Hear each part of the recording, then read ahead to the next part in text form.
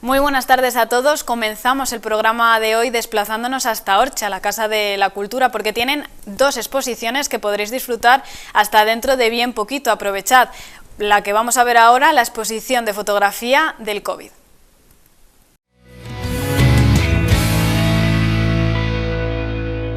Soy Nacho, de Fotografía Nacho Ruiz. Me dedico al tema de reportajes de boda, comuniones, sesiones familiares. Y la idea de esta exposición empezó, pues bueno, antes del toque de alarma en España, yo estaba en un viaje en Vietnam con un amigo. Nos deportaron a España por las complicaciones que había por el COVID. Y cuando llegué a España fue como un golpe de realidad, de el estar metido en casa, el no poder salir. Se cancelaron todos los trabajos de bodas que tenía, todos los trabajos de comunión. Y siempre que nos reunimos una serie de amigos fotógrafos, siempre está con que el entrenamiento para un fotógrafo de bodas es el fotoperiodismo. Y claro, estar encerrado en casa, dije, yo creo que esto que va a pasar a la historia, creo que sería una buena manera de poder salir a la calle, poder trabajar por mi cuenta, por así decirlo, y para un futuro poder crear una exposición, que es a lo que hemos llegado ahora. 5 años después, aunque estamos en el 2024, pero el COVID estalló en el 19, 5 años después hemos creado la exposición del COVID, Sombras Negras. Bueno, pues cuando empezó el toque de alarma, después de 4 o 5 días que se veían que los recursos en España eran limitados, muy limitados, una serie de vecinos del pueblo, por propia humildad y fuera de afán de protagonismo, empezaron con herbicidas a limpiar las zonas principales del pueblo, ¿vale? La plaza principal, calles paralelas a la plaza principal, centros médicos, residencias de ancianos, etc. etc. El ayuntamiento les suministraba una zona para poder guardar el material. Y pues lo que estaba contando, poco a poco iban limpiando el pueblo o intentando en la manera de lo posible que estuviese lo más limpio posible, ¿vale? De las zonas de interiores de residencias de ancianos se encargaba la Diputación, que traía sus propios medios, pero los chavales del pueblo, que era sobre todo gente joven, iban limpiando las zonas principales de calles, portales y todo eso.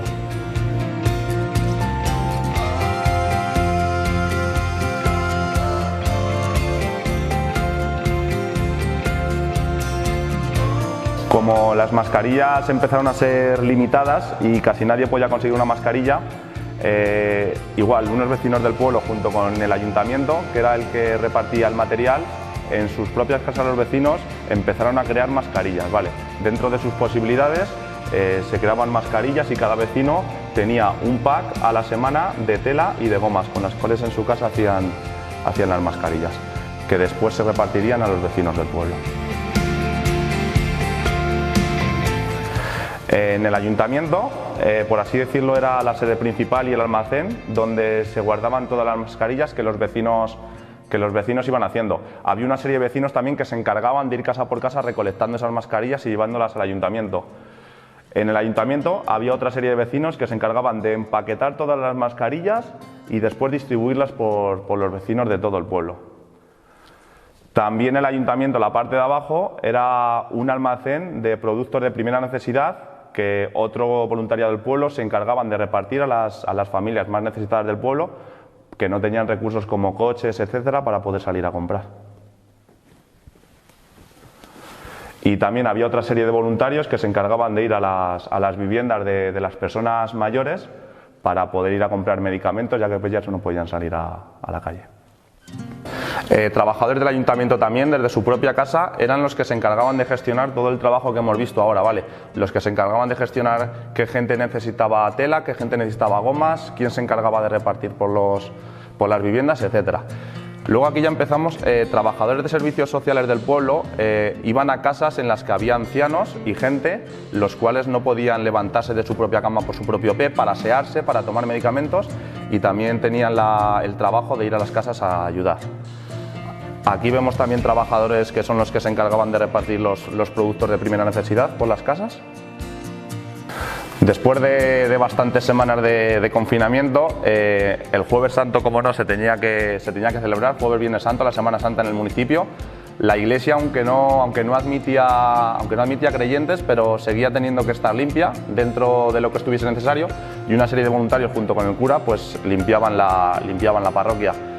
Aquí vemos una imagen que es muy significativa de Jueves Santo, el cura dando en streaming por Facebook la misa en directo para todo aquel que la pudiese ver. Una serie de voluntarios también, pues como un afán de choque de manos para ayudar a la gente. Junto con la ayuda del ayuntamiento también y de varias personas del cuerpo de la Guardia Civil del municipio nos pusimos en contacto ya que ellos tenían también una labor muy importante de gestionar que nadie saliese de casa, excepto por trabajo primario. Crearon un control en la entrada del municipio y nos dejaron estar con ellos para ver cómo era el día a día con ellos. Vemos que paraban a bastante gente y la verdad, por suerte, todo el mundo era por trabajos necesarios.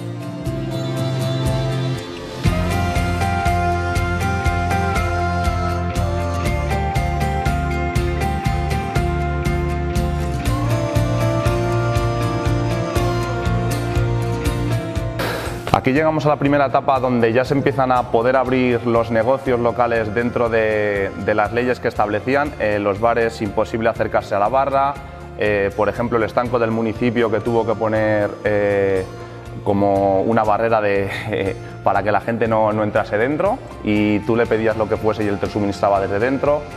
La panadería del pueblo, en la que ya, aunque habían empezado desde el principio, pero ya se podía unir bastantes empleados al trabajo para ayudar. Otra de las panaderías del pueblo, ¿vale? Con el cartel típico que veíamos para entonces de por favor no apoyas en el mostrador, que eso lo vimos en casi todos los negocios. Y aquí ya a partir de estas fotos es cuando, por así decirlo, empezamos a ver la luz un poco, ¿vale? En el municipio y en todo el mundo, creo yo, todos los españoles. Ya se empiezan a poder realizar los primeros paseos por la calle, aunque eran dentro de un horario. Me acuerdo que los niños salían un horario, las personas a partir de 65 salían otro horario, pero ya por lo menos nos podía dar el aire en familia.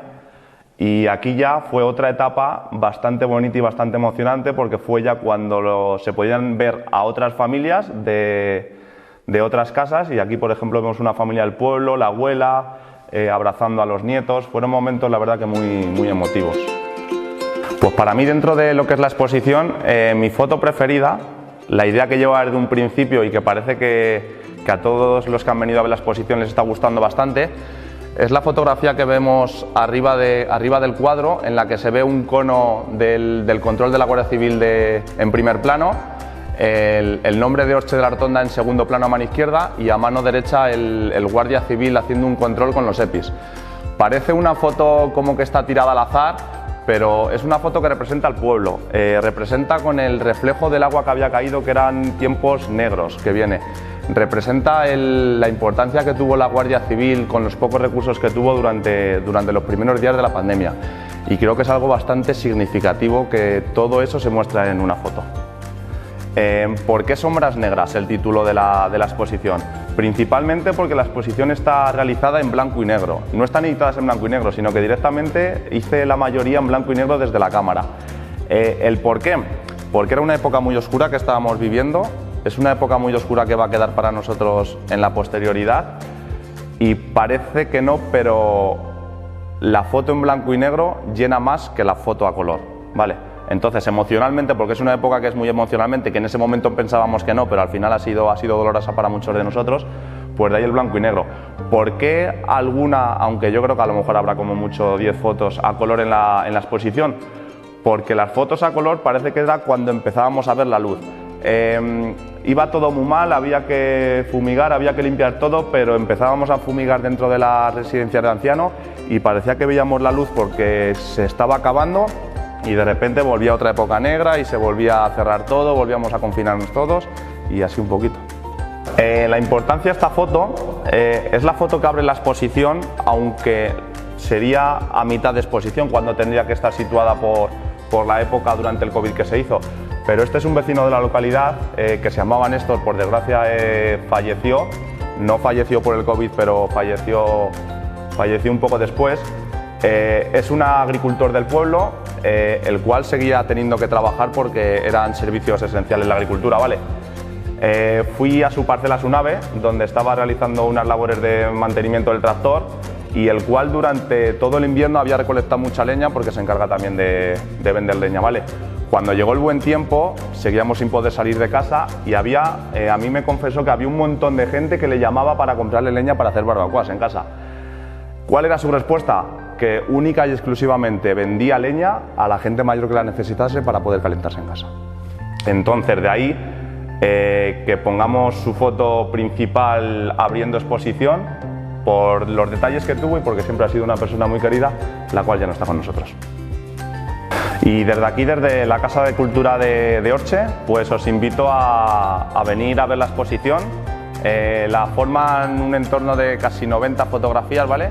Estará hasta finales del mes de abril expuesta y nada, que espero que la disfrutéis, que sirva para recordar lo que hemos vivido, aunque han sido tiempos malos, pero que sirva para, sobre todo, dar un homenaje a todas esas personas que ayudaron y a todas esas personas que ya no están con nosotros a raíz de la pandemia. Muchas gracias. Continuamos en Orche porque acabamos de ver la exposición de fotografía del COVID, pero seguimos en la Casa de la Cultura con la otra exposición, la de las maquetas. Vamos a verlo.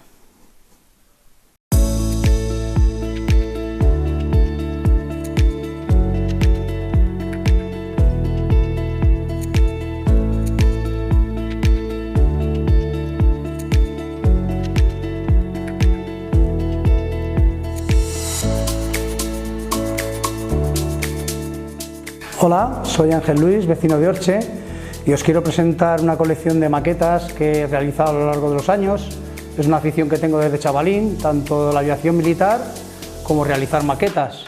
Esto me viene desde que era un crío. Tengo un hermano mayor que ingresó en el Ejército del Aire cuando yo era un chaval. Ahí me empezó a picar el tema de la aviación. Y bueno, pues empecé primero con estudiar tipos de aviones, la aviación militar, historia y demás, y luego pues lo fui complementando con la creación de maquetas. Estas son maquetas hechas en plástico ABS. Esto proviene de unos kits que se compran, hay varias marcas. Los kits vienen totalmente desmontados. Por ejemplo, una maqueta como cualquier avión de estos modernos puede componerse de unas 380 piezas. Todo se empieza a montar, lleva un montón de técnicas de montado, pegado, pintura.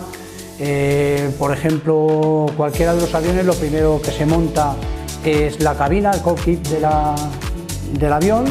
Una vez que se monta, se empieza a ensamblar el avión.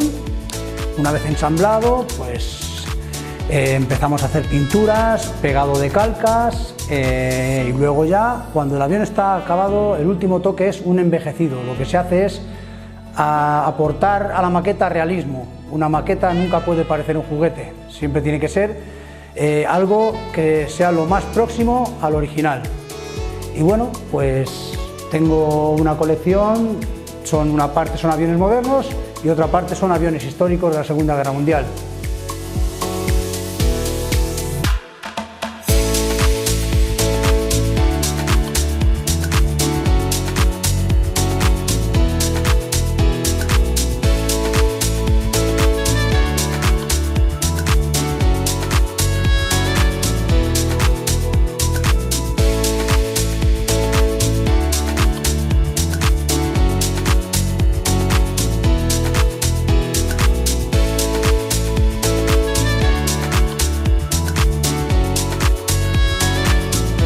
Esto es un modelo del avión Polikarpov, un avión ruso cedido por el ejército ruso a la aviación republicana española en la Guerra Civil, ¿vale? Este avión fue un avión muy innovador porque fue el primer avión con el tren de aterrizaje retráctil. Es una maqueta en una escala 1:48.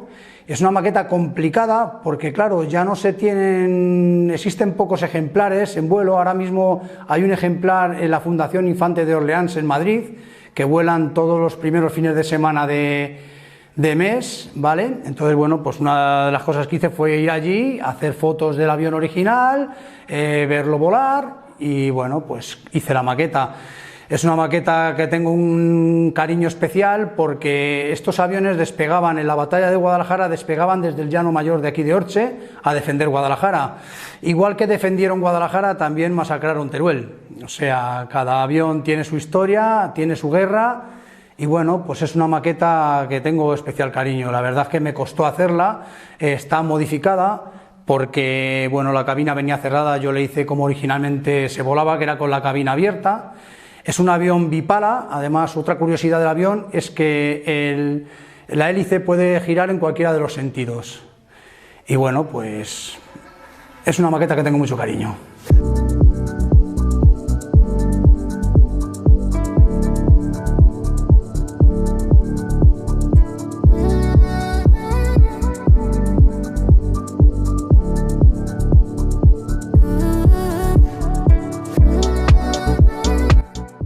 Bueno, pues aquí tenemos dos modelos similares. La diferencia es que este modelo es un F4 Phantom en escala 1.48, ¿vale? Es de los últimos modelos que he hecho. Y este es un avión que hice en los inicios, que es un Eurofighter del ala de Morón, ¿vale? Esto es una escala 1.72. Cuando se observan bien se ven las diferencias del detallado de uno y otro, del depurado de técnicas, ¿vale? Este avión lo hice hace muchos años y bueno, me quedó bastante bien, casi fue de los que me animó a seguir. Y este avión le tengo un especial cariño porque es un F4 Phantom del ala 12 de Torrejón, ¿vale? Y es el modelo que volaba un vecino de aquí de Orche que era piloto, Pedro Mirá, y murió en un accidente de moto. Entonces yo le conocía, tuve charlas con él me metió más el veneno en las venas de la aeronáutica y demás. Y bueno, pues quise hacer este modelo en homenaje a él y aquí está. La verdad que es otro avión que tengo un cariño especial y lo guardo con mucho cariño, la verdad.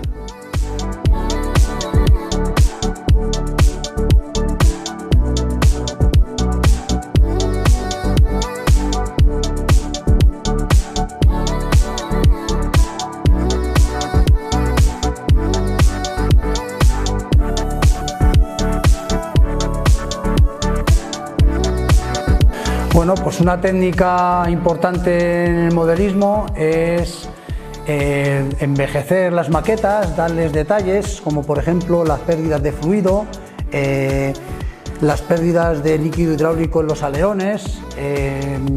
Siempre se les suele dar detalles que hagan que la maqueta sea lo más similar al ejemplar original. Sin embargo, esta maqueta tiene más tiempo, se hace con menos técnicas, con lo que el detallado ya no es el mismo.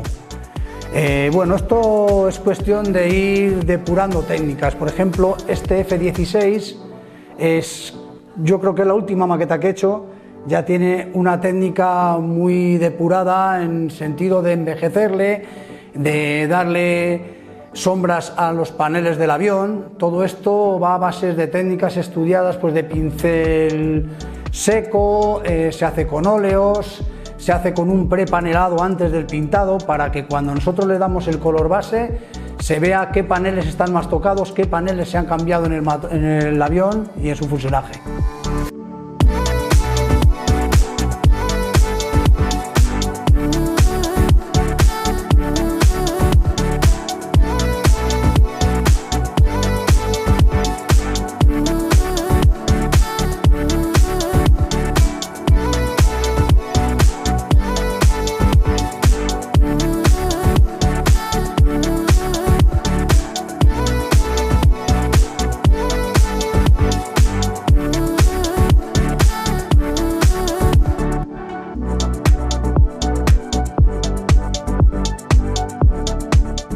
Este avión es el modelo de un Zero japonés en escala 1.48, ¿vale? Es el avión que atacó Pearl Harbor y metió a Estados Unidos en la Segunda Guerra Mundial.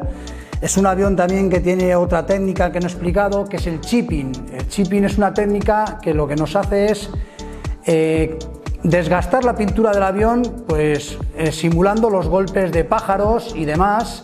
Y bueno, pues se ve en el frente de las alas como se ve el aluminio que hay debajo de la pintura del avión. En las palas también. Es un avión también que tiene hechos las pérdidas de fluidos Y la verdad es que es un avión complicado porque sacar el color del avión me costó mezclar. Este color viene a ser la mezcla de unos 8 pinturas diferentes, hasta que sacas exactamente que es un color que se llama huevo de pato. Es el color que tienen los huevos de los patos. Y bueno, pues es un avión también bastante complejo de montar. Parece simple, pero hay que aplicarle muchas técnicas hasta conseguir un modelo exacto.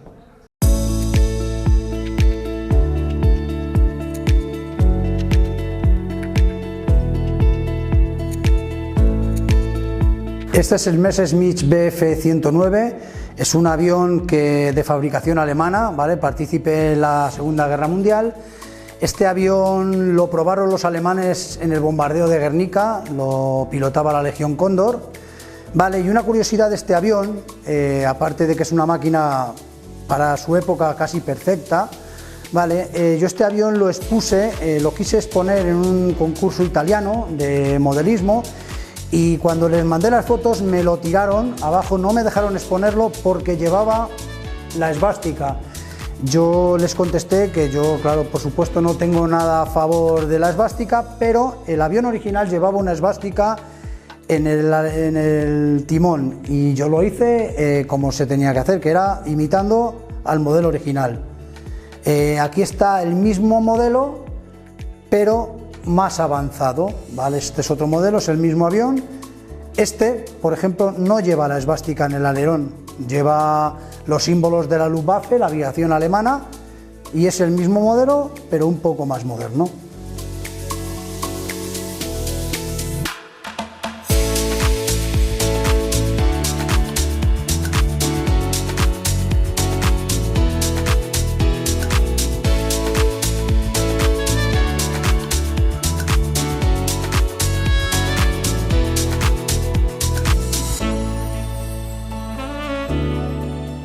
Bueno, pues deciros que la exposición la tenéis en la Casa de la Cultura de Orche, la podéis visitar por las tardes y creo que algún sábado por la mañana también se puede visitar.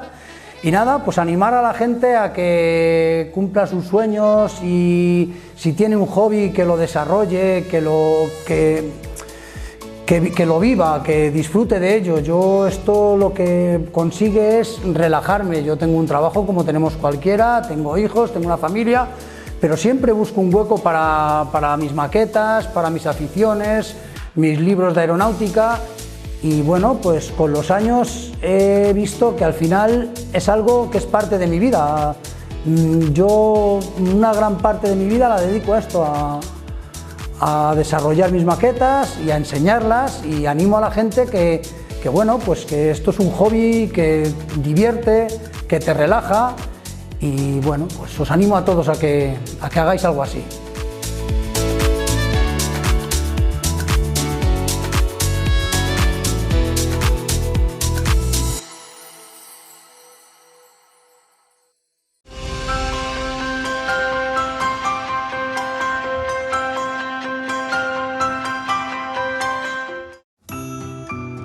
En nuestro programa La Tarde con Cristina vamos a tener una sección todos los lunes en las que vamos a abordar un poco temas con el Colegio de Farmacéuticos. Al fin y al cabo, bueno, estamos con Conchita, con la presidenta del Colegio de Farmacéuticos de Guadalajara. ¿Qué tal? Buenos días. Bueno, al fin y al cabo va a ser una sección en la que vamos, pues lo que estoy diciendo, a abordar temas un poquillo que conciernen a la sociedad en temas de medicamentos, consejos que podamos darles, dudas que tengan, ayuda a gente que venga a las farmacias, que al fin y al cabo estáis en primera instancia con las personas que entran, personas que tienen, yo qué sé, entras a lo mejor con un dolor de garganta, no has ido al médico y al final sois vosotros los farmacéuticos los que veis a la persona que luego irá o no irá al médico, pero podéis vosotros hacer una primera visión y recomendarle determinados medicamentos que puede que le vayan mejor para antes de ir al médico. Pues sí, la verdad es que los farmacéuticos, imagínate, somos los profesionales sanitarios que estamos más cerca de los pacientes. Estamos en la calle, estamos a pie de puerta abierta 24 horas para atender a los pacientes y este proyecto que nos habéis propuesto de trasladar ese consejo farmacéutico que damos en nuestras farmacias aquí a la pantalla, ¿no? Y tratar temas concretos, pues es muy interesante y la verdad es que os lo agradecemos mucho. Además, porque no solo yendo a las farmacias, sino que con esta plataforma también vamos a poder, las personas que a lo mejor tienen más problemas para salir de su casa, a lo mejor tienen alguna duda que pueden resolver viéndonos en el programa, abordaremos temas de todo tipo, pues que si todos los problemas que ha habido ahora, se ha hecho mucho ruido con el tema del nolotil, medicamentos que no podemos tomar a lo mejor con determinadas comidas porque no se absorben igual o no nos hacen el mismo efecto. Todos estos temas los iremos tratando en nuestro programa, igual que muchísimos otros temas que al final la farmacia da para mucho más y abarca muchísimas otras cosas.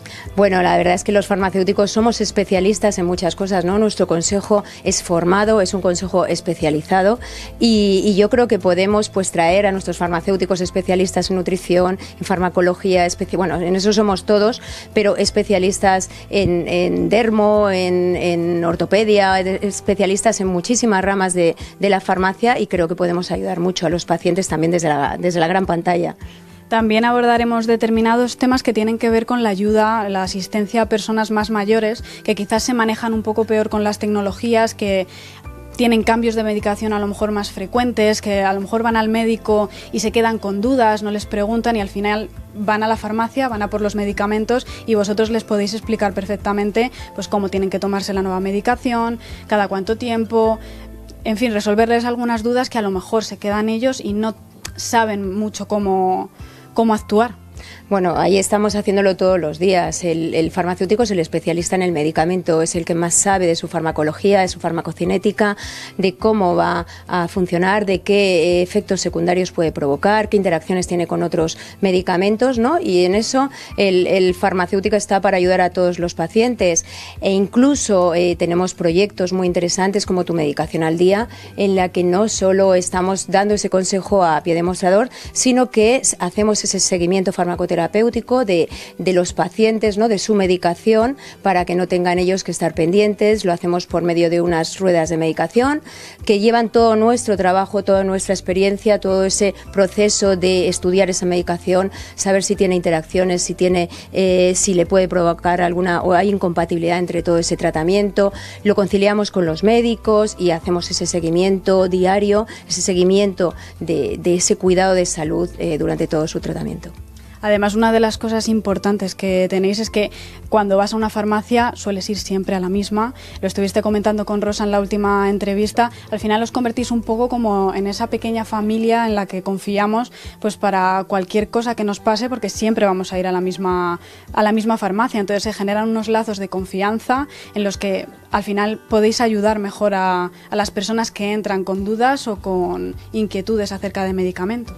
Sí, el farmacéutico al final es un amigo muy cercano, sabemos la vida de muchos de nuestros pacientes y además no solo la vida sanitaria, sino su vida personal, sus problemas, sus carencias, sus miedos y muchas veces nosotros cuando un paciente entra a la farmacia sabemos que le está pasando algo, a veces le retiramos a un despacho para hablar con él porque notamos que no está igual o que tiene cambios en su comportamiento y yo creo que tenemos mucho que decir desde las farmacias, no solo en la salud, sino también pues en la soledad no deseada, en los problemas de salud mental, en la violencia de género, ¿no? Creo que tenemos un aspecto social que podemos abarcar mucho y que ya estamos trabajando, tenemos proyectos respecto a violencia de género, las farmacias de toda la provincia y de todo Castilla-La Mancha son Puntos Violeta, que es un proyecto pues justo para ayudar a todas las personas que tengan este problema. Trabajamos en salud mental, hace poco hemos tenido una campaña importantísima para desestigmatizar el trastorno mental grave, para ayudar a estos pacientes a que nos puedan y confíen en los farmacéuticos y actualizar la farmacología también de los farmacéuticos. Y también en soledad no deseada, a esos pacientes que son vulnerables, que viven solos, que sabemos que no están atendidos o que sus familiares están lejos, pues con su medicación, con su alimentación y con su cabeza, ¿no? Ayudarles a sentirse protegidos, que también estamos trabajando, pues, por ejemplo, con la Guardia Civil.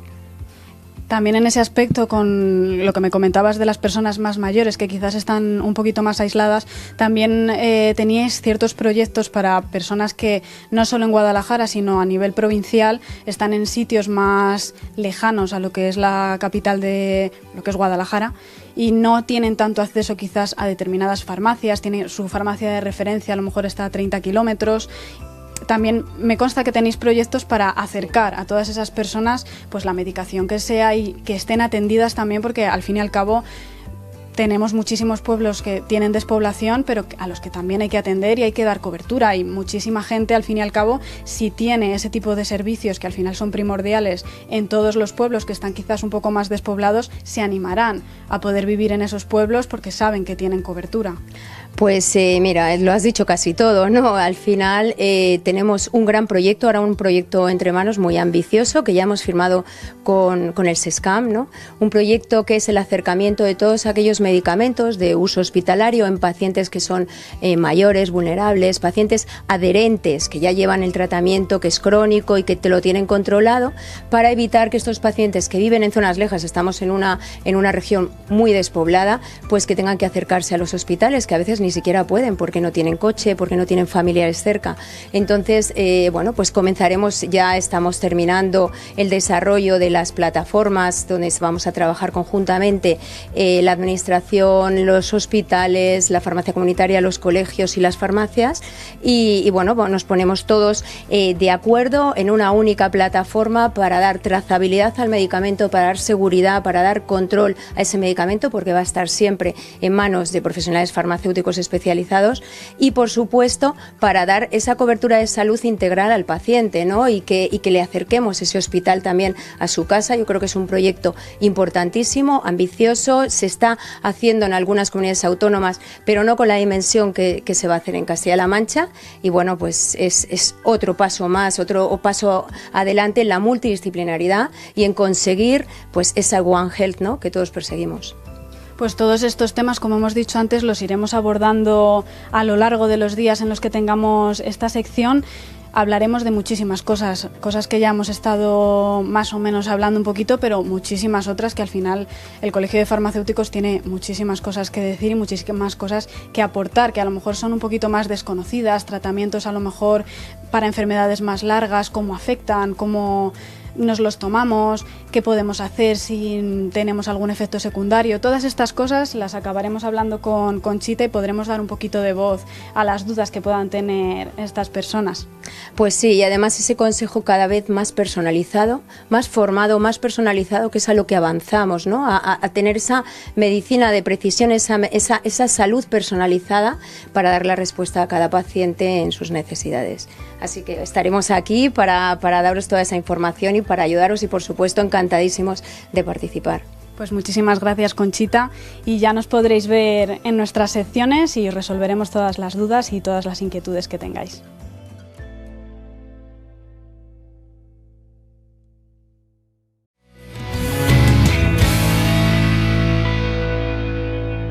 Pues este lunes arrancamos la sección de salud, una sección en la que vamos a poder descubrir todas las semanas pues todas las iniciativas que se van a ir dando en Guadalajara y su provincia en cuestión de salud, todos los consejos que podamos daros sobre medicación, un poquito en general todo lo que tiene que ver con la salud de Guadalajara, de vosotros los ciudadanos y de la provincia. Hoy estamos con Antonio y con Rosa, sois subdirectores de la Gerencia Integrada de Guadalajara y vamos a hablar del programa que se ha puesto en marcha de Castilla-La Mancha con Más Vida y de ese proyecto dentro de este con Más Vida, Salud en 12 meses. Nos vais a hablar un poco de estas dos iniciativas. Contadnos, Rosa y Antonio, en qué consisten. Buenos días.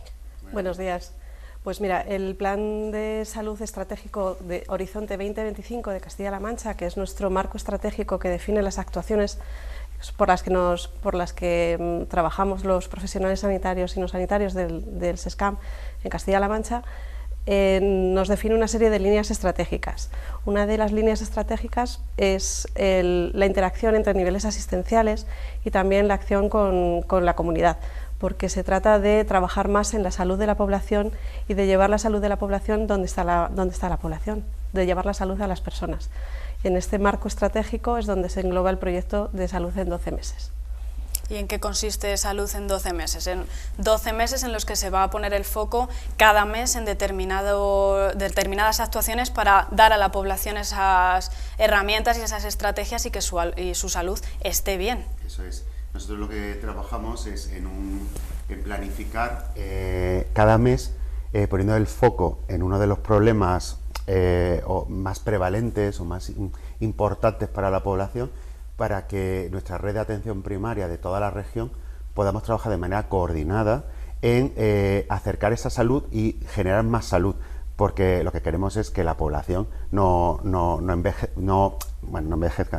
enferme y en el caso del envejecimiento, que es uno de los meses que tenemos, sea un envejecimiento saludable, no sea, por ejemplo, un envejecimiento con una fragilidad, con pacientes crónicos complejos, que tengan muchas patologías, que eso supone consumir muchos fármacos, que a veces interaccionan entre ellos. Otro ejemplo, por ejemplo, nosotros arrancamos en el mes de enero con la promoción en las infecciones de transmisión sexual. Ahora mismo tenemos una gran pandemia que la gente no es muy conocedora, pero tenemos una pandemia con una cifra bastante alarmante de infecciones de transmisión sexual, que más allá del VIH está la sífilis, la gonorrea, el virus del papiloma humano, que es muy incidente en las mujeres y que puede desarrollar a largo plazo distintos tipos de cáncer. Por ejemplo, arrancamos con eso porque es una de las grandes, venimos de una gran pandemia como el COVID, que atención primaria tuvo un papel muy importante en la atención directa a los ciudadanos y luego en las campañas de vacunación, pero ahora tenemos una gran pandemia que es una gran desconocida, como puede ser la infección de transmisión sexual, y arrancamos en Guadalajara, en toda la región, con esa iniciativa a nivel de universidad, porque sabéis, ¿no? Que... Sí, fue en la Universidad de Alcalá de Henares, en la sede de Guadalajara, y se hizo una intervención con los alumnos de la propia universidad. Se les dio información, se realizaron distintos talleres, pues para conocer también un poco el grado de conocimiento sobre estas enfermedades de transmisión sexual que tiene la población más joven, que desgraciadamente es donde mayor incidencia hay de estos casos de infecciones.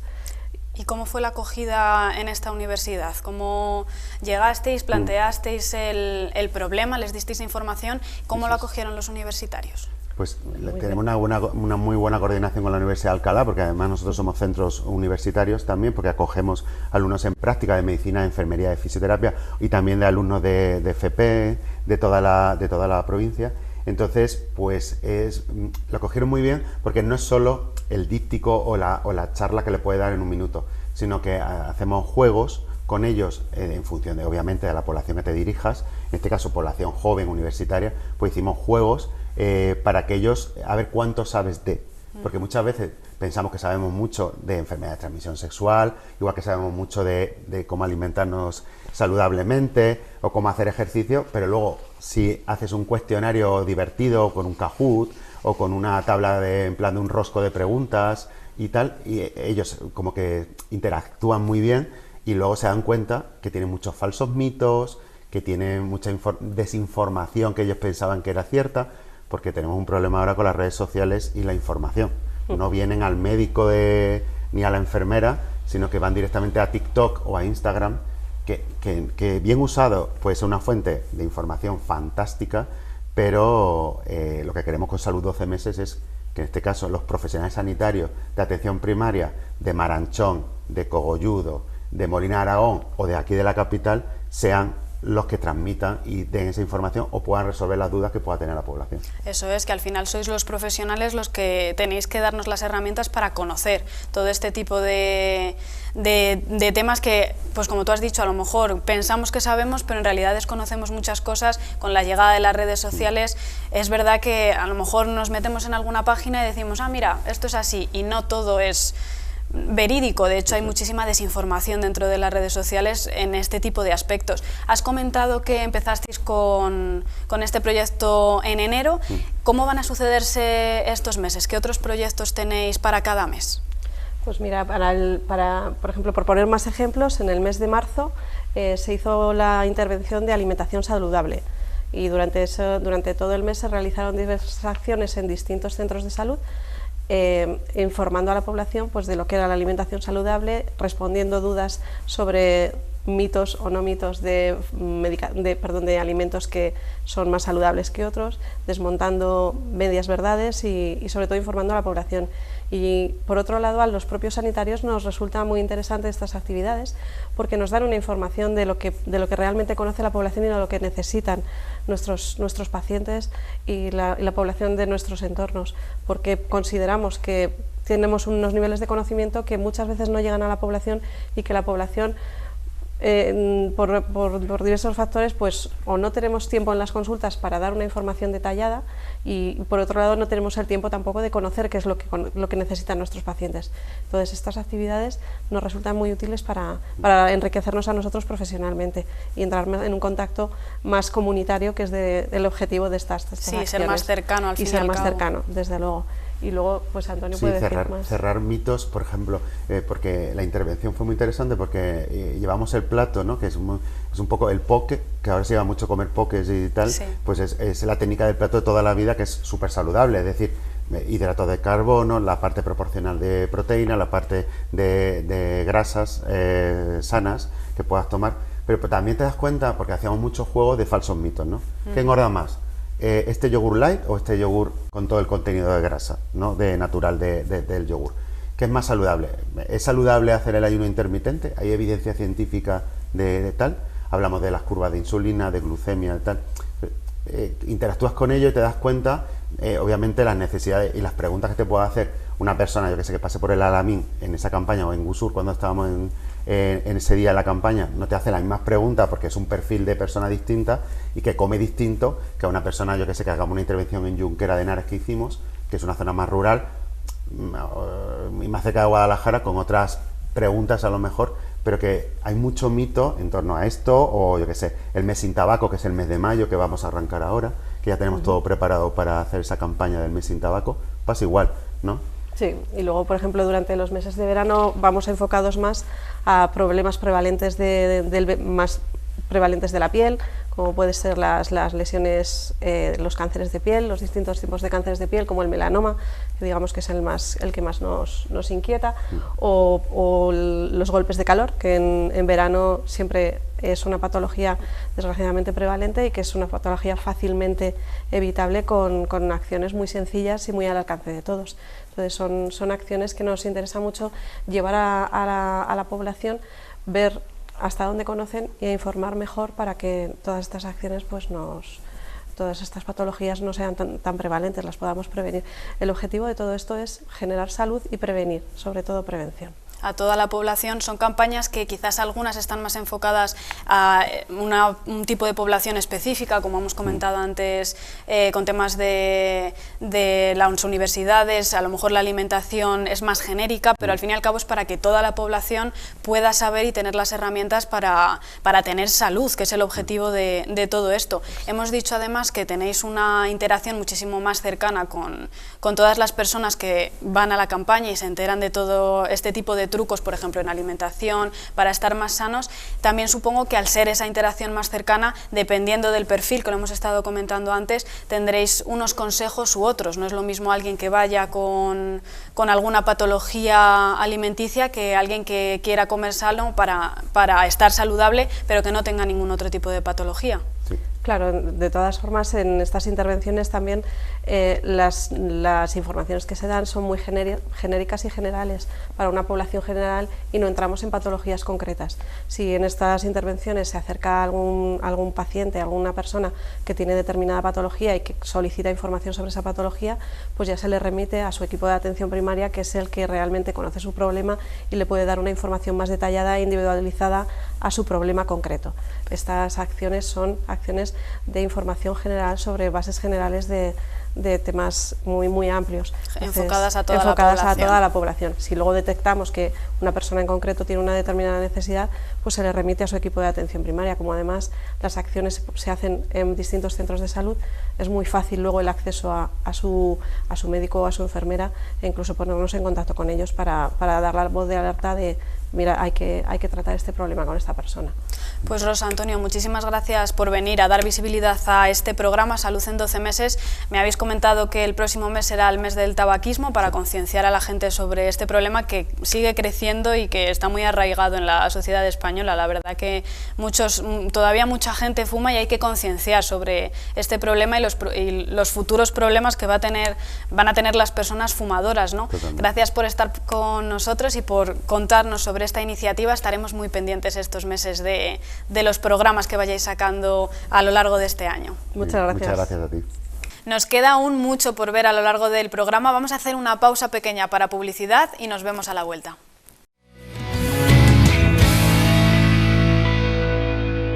Pues estamos ya de vuelta y continuamos con la sección de cocina, una sección de la que podréis disfrutar todos los lunes y en las que descubriréis nuevas recetas, nuevos consejos culinarios, hoy de la mano del Centro Integrado de Formación Profesional, que nos traen una receta muy especial, la tarta Red Velvet. Vamos a ver cómo se hace.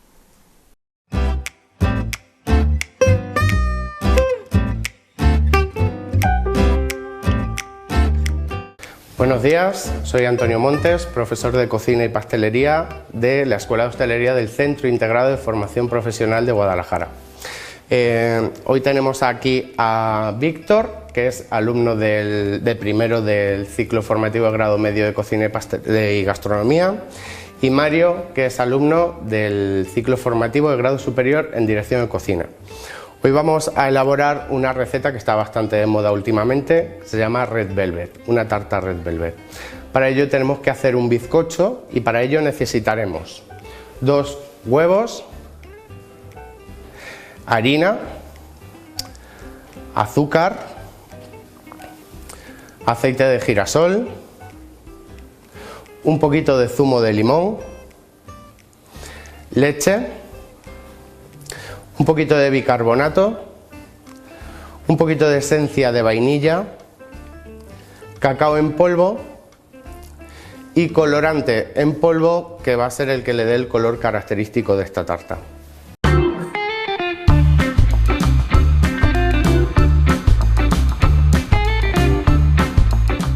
Para elaborar este bizcocho Red Velvet, lo primero que debemos hacer es batir un poquito los huevos. Es un bizcocho americano, por lo cual no necesitamos batir excesivamente, puesto que con el impulsor que le vamos a añadir va a hacer el proceso de subida. Vamos añadiendo la harina poco a poco. Como digo, es un bizcocho que no necesita mucho batido, solamente mezclar ingredientes y esa mezcla luego en el horno va a hacer el proceso de subida.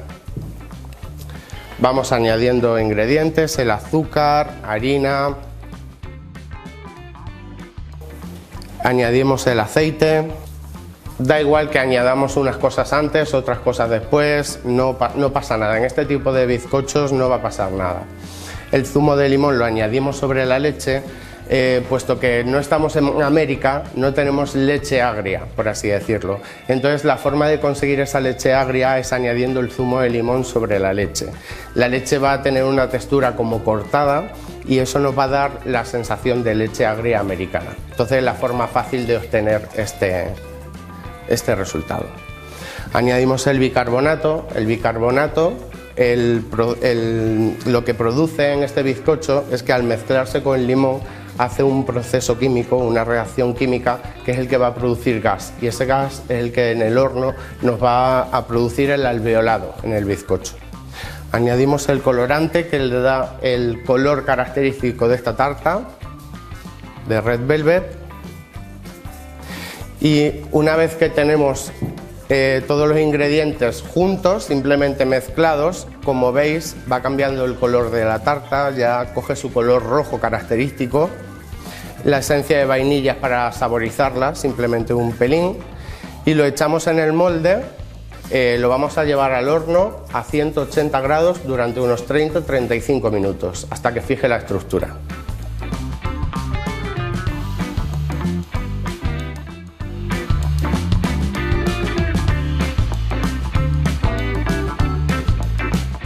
Pues una vez que tenemos horneado nuestro bizcocho Red Velvet, ahora vamos a decorarlo. Para decorarlo hemos realizado un frosty. Un frosty es una mezcla de queso crema, nata para montar y un poquito de azúcar glass. Entonces para ello Mario va a verter un poquito de esta mezcla sobre el bizcocho, lo vamos a extender y vamos a hacer alguna decoración un poquito diferente. Vamos a hacer algunas rosas encima de este bizcocho. Lo extendemos bien, que cubra toda la superficie. Podéis echar más cantidad, ¿vale? Es un bizcocho que queda bastante jugoso. Como lleva, por ejemplo, leche en la masa, la leche le aporta bastante ternura. Y la grasa del aceite de girasol también le aporta bastante jugosidad, por lo cual es un bizcocho bastante jugoso. Pero es importante que tenga bastante crema, porque a todos nos gusta que tenga bastante crema. Extendemos bien.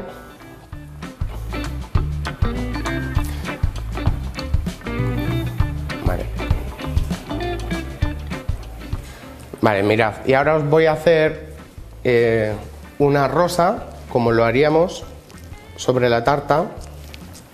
Con la manga pastelera simplemente hacemos círculos para tapar alguna imperfección que haya podido quedar en la tarta y pues queda bastante más bonita al decorarla así. Vamos haciendo alguna rosa. Haz alguna, no hace falta que hagáis todo el filo, ¿vale? Con que hagamos alguna así alrededor queda bastante bonito. Hoy en día, pues en casi la gran mayoría de pastelerías podemos encontrar esta tarta y, como veis, es bastante sencilla de realizar. Podemos realizarlo todos en nuestra casa. Hacemos una en el centro y decoramos con alguna fresa.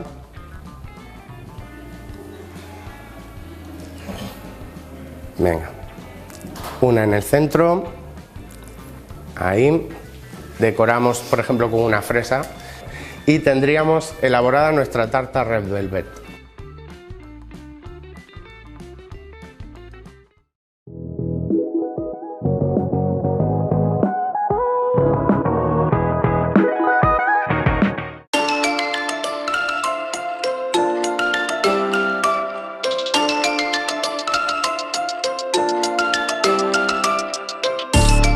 En nuestro programa La Tarde con Cristina vamos a tener una sección muy interesante de la mano de Juan Carlos Caballero. ¿Qué tal? Pues muy bien, muchas gracias por permitirme hablar de mis cositas. Vamos a tener la sección que va a ser de videojuegos. Experto en videojuegos, cuéntanos un poquillo cómo empezaste en este mundillo y cuándo empezaste a interesarte por los videojuegos y sobre todo los clásicos. Pues sí, los clásicos es mi preferencia por edad, porque al final tengo 51 años y uno pues disfruta lo que ha disfrutado. Y bueno, pues yo empecé con un programa en la SER aquí en Guadalajara de música de cine y videojuegos. Y ese fue el arranque después de estar haciendo, tanto en prensa generalista y especializada, siempre estar hablando sobre videojuegos. Todas las revistas un poco que hubo de relevancia, aunque luego se han quedado por el camino. Pero bueno, revista oficial PlayStation, Superjuegos, Games TM, pues pasé yo creo por todas.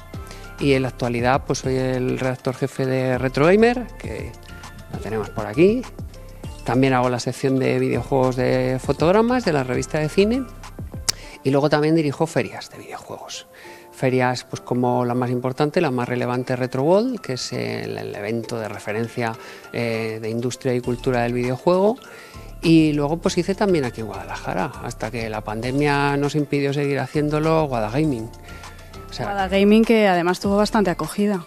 Sí, hubo 2 ediciones, que es como digo, pues hasta que llegó el 2020 fatídico, y ya no pudimos hacer nada más, pero fueron 2 ediciones bastante interesantes. Pues al final los videojuegos pues ya no es una cuestión de como entonces, no es ese divertimento solo para chavales. Es algo que, como podemos comprobar, yo soy la prueba viviente de ello, pues hay muchos que nacimos en el nacimiento del videojuego y por consiguiente los que no hemos perdido este vicio maravilloso que son los videojuegos, pues seguimos con él en las tripas. ¿Y qué pasa? Que cuando hay una feria pues terminamos haciendo todos acto de presencia con lo que más nos gusta. Y como tú bien decías, pues mi preferencia, los clásicos. Pero qué cosa más maravillosa que dar opción a meter los últimos avances, que son enormes, la realidad virtual y también los más antiguos, el arranque de los videojuegos, en las recreativas como en este salón recreatice en el que aquí estamos, que esto al final no pasa el tiempo por ello. Esto grandes y pequeños disfrutamos por igual. En la sección vamos a poder contar con todo esto, nos vas a poder contar novedades, todo lo que entra nuevo, todo lo que hay clásico, que a muchísima gente le gusta, porque ver máquinas es verdad que tiene como un plus, más que ahora, un poquillo es a lo mejor un poquito menos visual de lo que era antes. Y en este espacio pues vamos a poder disfrutar un poquillo de todo ello, los cambios que ha ido surgiendo, las novedades, consejos a lo mejor de juegos que hayan sido más visibles, otros que menos pero que estén muy bien, y un poquito pues nos vas a poder contar y adentrar un poco en el mundo del videojuego, que es muy interesante. Claro, es la intención, que todo tenga cabida en lo que se refiere a videojuegos.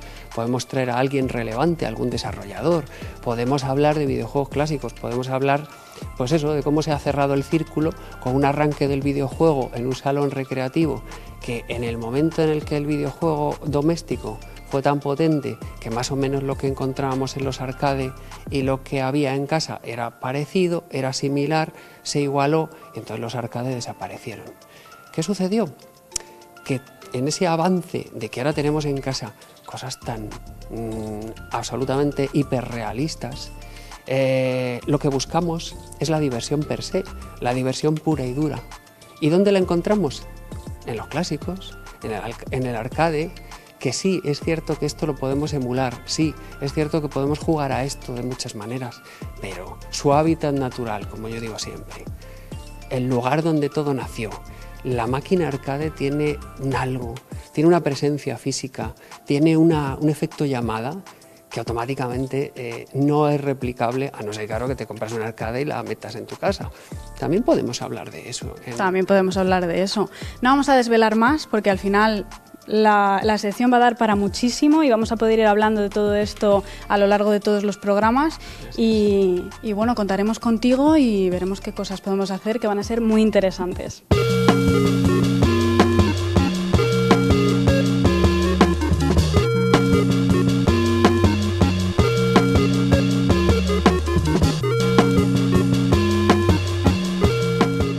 Me gustaría que además hoy, además de presentar la sección que la estamos haciendo aquí en el Espacio TICE, pues nos enseñases un poco esta sala tan maravillosa que has creado tú y nos explicases cómo fue el inicio del proyecto, cómo trajiste las máquinas, lo que hay y bueno, al fin y al cabo pues darle un poco de importancia también a que tenemos este espacio aquí en Guadalajara y que podemos disfrutar de él cuando queramos. Yo te paso el testigo y tú ya nos cuentas todo lo que quieras sobre esta sala. Genial.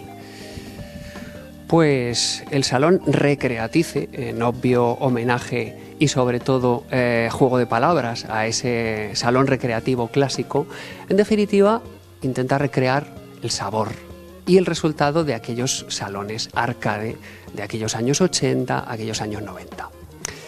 La intención siempre con esta sala es crear una actividad para jóvenes. Sin embargo, tenemos comprobado y tenemos clarísimo que no es solo para jóvenes, porque el videojuego, seguimos diciendo, soy la prueba viviente de ello, de que al final pues no hay edad para los videojuegos. ¿Qué sucede?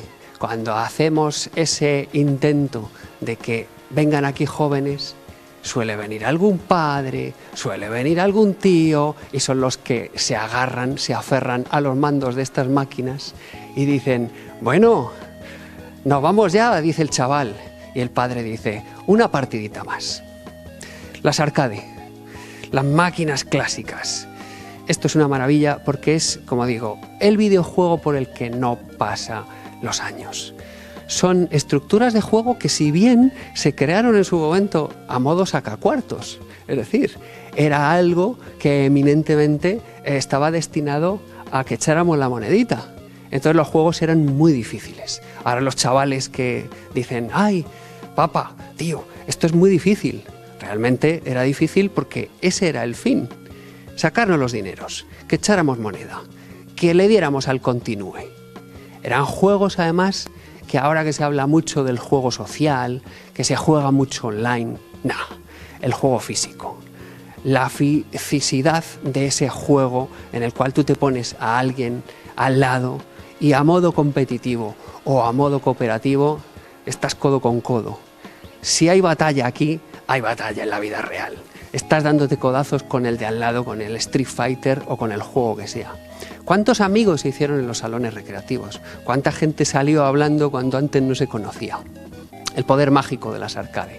Por supuesto, en ese intento de hacer un salón arcade ochentero clásico, pues eso, no podían faltar esos motivos fílmicos en este caso, de películas que automáticamente rememoran y te transportan a otra época. Las arcade, como digo, aunque mucha gente la está metiendo en casa y es el fin tan codiciado para todo amante de los videojuegos, al final su hábitat natural, su lugar donde tiene que estar es con otras máquinas, a modo convocatoria, que venga gente, que se juegue en dos, que se compita, que se combata y que se juegue, porque hoy día lo que sucede con los videojuegos, y eso pasa con cierta frecuencia, y esto hay que decirlo, es que hoy día los juegos son excesivamente peliculeros. Se juega poco, se mira mucho. Sin embargo, con estas máquinas se jugaba. Con estos videojuegos era simplemente llegar y jugar, echar la monedita y disfrutar.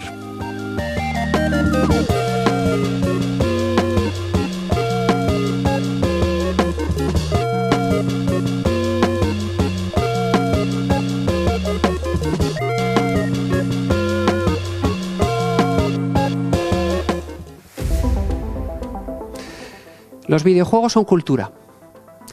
Si el cine, si la música, si absolutamente todas las partes de nuestra cultura tienen ese pasado, tienen ese vamos a ver Ciudadano Kane, vamos a escuchar a los Beatles, de dónde venimos y a dónde vamos, evidentemente para mí los videojuegos es esa parte de nosotros que nos hizo disfrutar, que nos hizo gozar, pero sobre todo nos hizo también aprender a amar un arte que son los videojuegos, que tiene ya 50 años. Que estamos hablando de que estas máquinas que ahora mismo estamos viendo, Atari 2600, NES, Master System, TurboGrafx, la máquina que ahora mismo podemos disfrutar, podemos apreciar en esta parte más alta de la vitrina, esta máquina tiene ya 50 años, tiene prácticamente mi edad. Es decir, yo nací prácticamente cuando los videojuegos nacieron. ¿Os acordáis del Pong? ¿Os acordáis de ese juego por el que no pasa el tiempo? Que son esos dos palitos donde intentas que tu contrario pierda la pelota y él haga lo propio contigo. Algo tan sencillo, algo tan básico como eso, que hoy día tiene ya 50 añazos, sigue disfrutando, sigue dando que hacer, sigue dando que vivir a desarrolladores, jugadores, toda una industria que, como bien sabéis, está dando más dinero, está aportando más beneficios hoy día que el cine y que la música juntos. Seguimos con este paseo por la industria del videojuego, estamos en los años 90, año 92, consolas que además en esta exposición que tenemos ahora mismo de consolas PAL, es decir, las máquinas, las consolas que disfrutamos en nuestro país. La zona europea, la zona donde estas máquinas llegaron y nos hicieron jugar con juegos como Sonic, como los primeros Mario, Sega Mega Drive, Super Nintendo, Mega CD con su otra versión de Mega Drive y el Cadillac en su momento de las consolas, en su versión CD, la Neo Geo. Todas estas máquinas en algún momento han pasado por nuestras casas y las tenemos aquí a modo retrospectiva para que podamos disfrutarlas, podamos apreciarlas, porque claro, el dinero no era lo que más teníamos en nuestras casas, había que elegir. Eso sí, nuevamente hablo de juego social.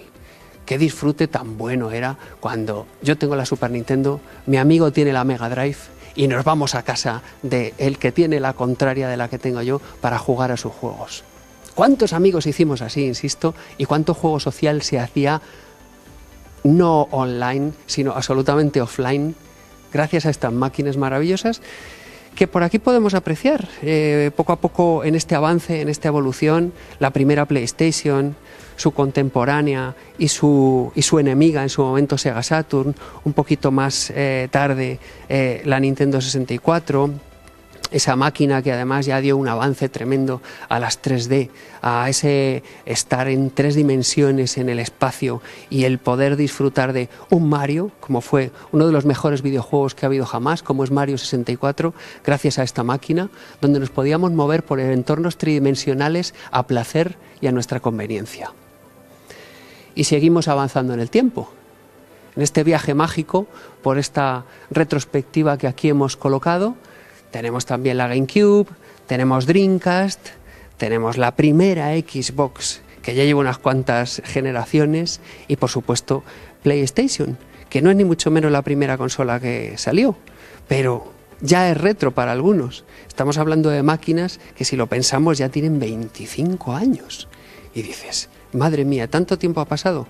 Efectivamente, el tiempo no pasa en balde, pasa para todos, pero no pasa por los videojuegos. Colocad ahora en las manos de cualquier chaval o de cualquiera de nuestra edad, cualquiera de estas máquinas, la Wii, que fue ese bombazo que hizo que tantísimos jugaron. Salían, en los primeros anuncios que sacó Nintendo, salían abuelitas jugando a videojuegos. Claro, la accesibilidad de, con un control de movimiento, por unos acelerómetros, poder jugar. PlayStation 3, Xbox 360 y la Nintendo Wii U ha sido esta selección que hemos preparado para mostrar que efectivamente los videojuegos se juegan, los videojuegos se disfrutan, es arte puro y además es cultura. Cultura que podemos observar, de la que debemos aprender. ¿Y hacia dónde irán estos tiempos? Bueno, pues poquito a poquito en nuestro programa de videojuegos en Guadamedia lo iremos viendo, lo iremos aprendiendo, iremos sabiendo muchas cosas sobre estos videojuegos, tanto clásicos como más actuales.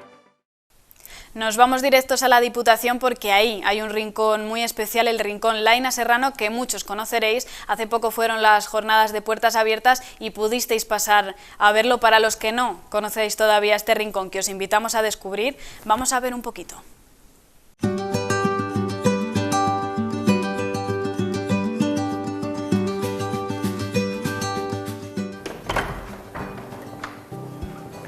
Hola, buenos días.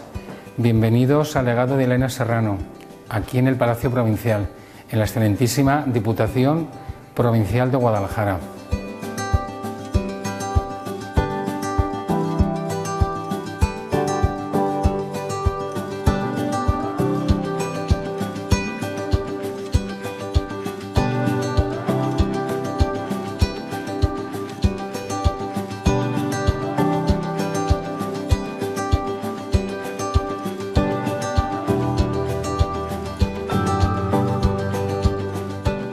El legado de Laina Serrano, como podéis apreciar, esto es una donación que hizo el señor Laina Serrano, fallecido en los años 70, hizo su muerte, dejó este legado a la Diputación Provincial de Guadalajara.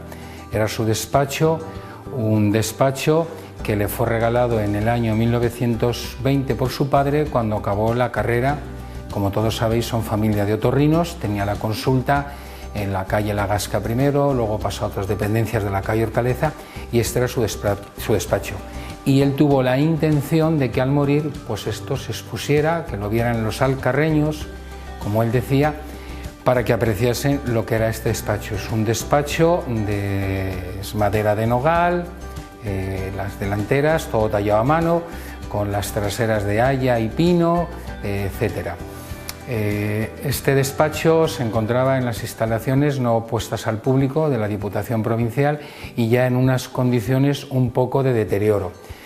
La idea fue de este presidente actual, don José Luis Vega Pérez, de coger y exponerlo al público como él se le había contado, que era la intención del propio Laina Serrano.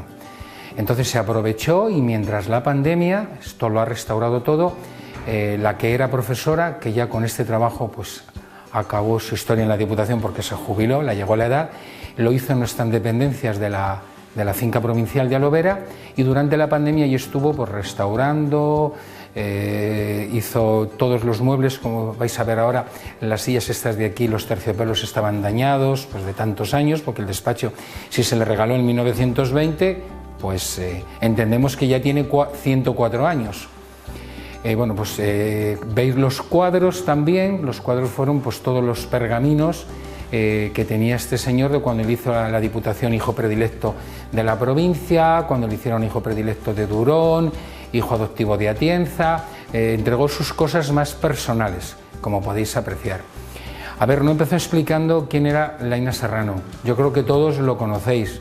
Laina Serrano fue el cronista provincial de Guadalajara, un señor entendidísimo en arte, amando, como él decía, la Alcarria y siempre pendiente, sobre todo de las obras que quedaron un poco deterioradas cuando el paso de la Guerra Civil Española, hablo sobre todo del Palacio del Infantado, que él sufrió tanto y se preocupó tanto por su reconstrucción y porque todo estuviera en orden, cosa que es muy de agradecer en esta provincia a este señor. Como podéis apreciar, esta joya que tengo aquí en el fondo, esto es una auténtica maravilla, esta librería, encima hay estos tres cuadros En el medio está cuando le hicieron hijo adoptivo de Atienza. Ahí está el Ministerio de la Gobernación condecorado Alfonso XIII, y este es cuando se le hicieron del Ayuntamiento de Luzón, hijo predilecto de Luzón, de donde son ellos oriundos. Son pergaminos hechos de tinta china, bueno, tienen un mérito tremendo, son bonitos. La restauración de este mueble, que no estaba en muy malas condiciones, pero tenía polvo, estaba envejecido, había que nutrirle, esa es la palabra que daba la restauradora Mariluz. Algún cristal se repuso, intentando buscar cristales antiguos de la época, pues es una joya. Como os he dicho al principio, todo esto es nogal, está todo labrado a mano. Y las partes posteriores, como se solía hacer en la época de estos muebles, pues son nuestras maderas más inferiores, pero todas las delanteras de lo que es el mobiliario, esto es todo labrado, todo es nogal puro y duro.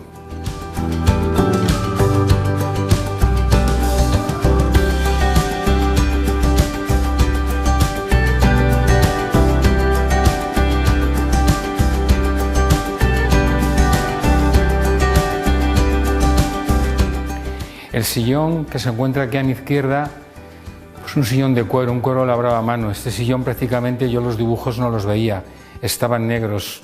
Es otra de las limpiezas y trabajos que hizo, vuelvo a repetir, Mariluz, y que es un sillón que en las visitas es de las piezas que más llama la atención del despacho, porque la gente dice que es una cosa majestuosa.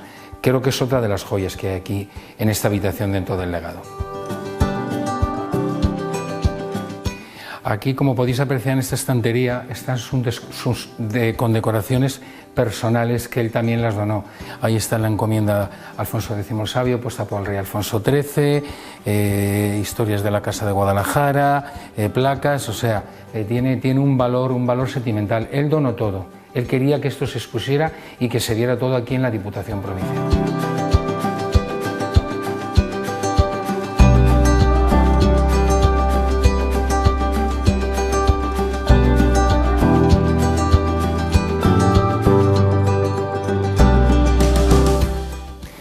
Ahí a este margen, aquí en la pared, como podéis apreciar, está el diploma con que la Diputación de Guadalajara en el año 1942 le hizo hijo adoptivo de la provincia. Es un pergamino hecho a plumillas, a tintas de colores, es otra joya.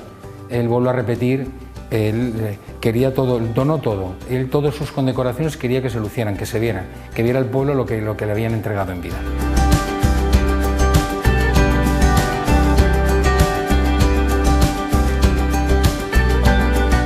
Este mueble que veis aquí, a mí personalmente, para mí es la joya de este despacho. Es el buró, veis qué joya, lo estoy abriendo para que lo veáis, con incrustaciones de nácar.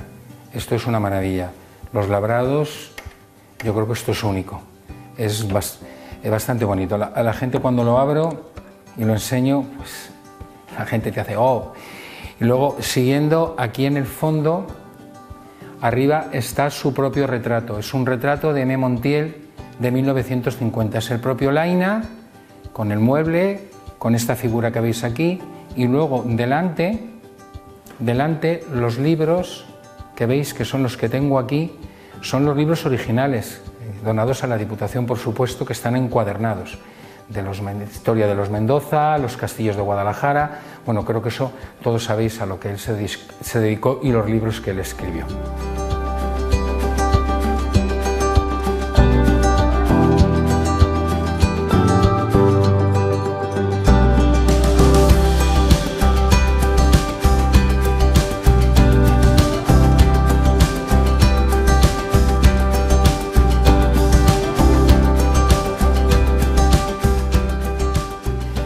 Estoy sentado en el sillón donde Elena Serrano se habrá sentado, me imagino, a hacer alguna lectura reposada durante bastante tiempo.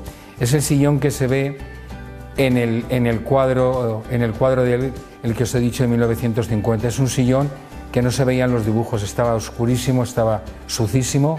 Vuelvo a repetir, trabajo de Mariluz, lo limpió y yo, a mi juicio, pues imagino que con las calefacciones de antes de los edificios de carbón, pues el sillón estaba negro. Como veis, es otra joya, todo en terciopelo repujado, pues otra joya de este despacho.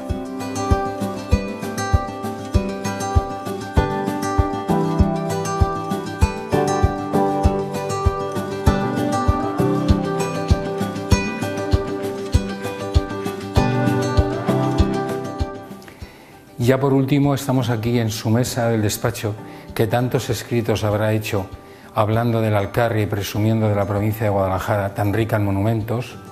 Y como veis, la escribanía de plata, la lámpara, que es una joya, esta estaba bastante deteriorada. Esto se llevó a unos talleres de Madrid, se ha arreglado, se ha plateado toda. Y luego, nota importante, los sillones estos, el sillón principal, con los escudos que lleva, escudos familiares, los terciopelos pues estaban muy viejos. Y esto la propia Mariluz, la restauradora, con unos terciopelos que le habían regalado a ella unas monjas de clausura de Madrid de finales del siglo XIX, estaban sin estrenar, son muy antiguos. Ella todos los dibujos y todos los bordados los traspasó y los hizo, que han quedado pues bastante bien, que es digno de felicitar a Mariluz por esta restauración. Muchas gracias.